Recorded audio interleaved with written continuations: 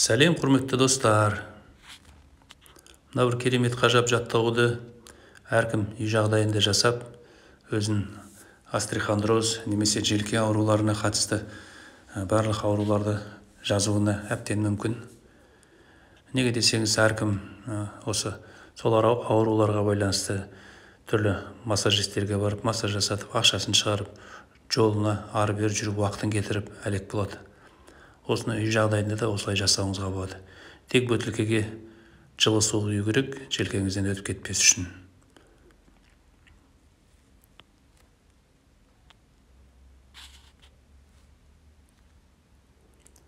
Ал мына жаттығу құймышаққа, бел омыртқаға өте пайдасы зор жаттығу.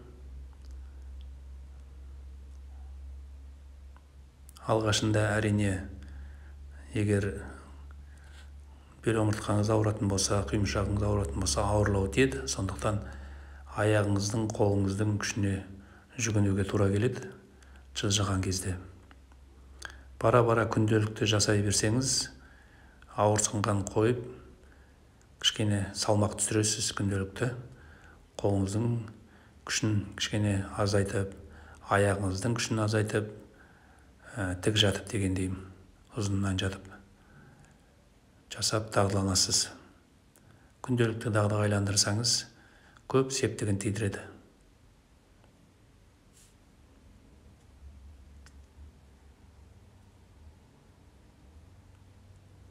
Бұны өзіңізді қинамай бір 5-6 рет жасасаңыз жеткілікті.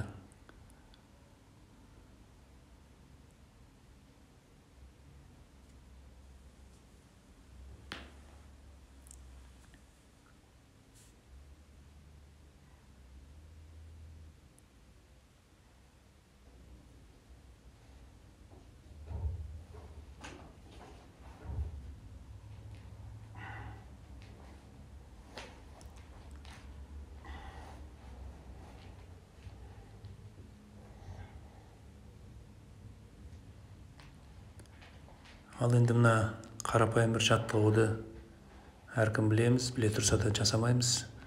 Өте пайдалы екен.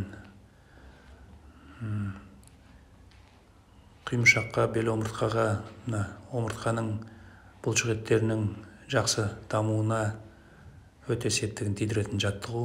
Қолыңызды желкеңізге ұстасаңыз да болады, қолыңызды беліңізге ұстасаңыз да болады. Осылай күнделікті ары-берлі 10 рет, ары 10 рет, бері 10 рет өстіп жасасаңыз, керемет нәтиже көресіз.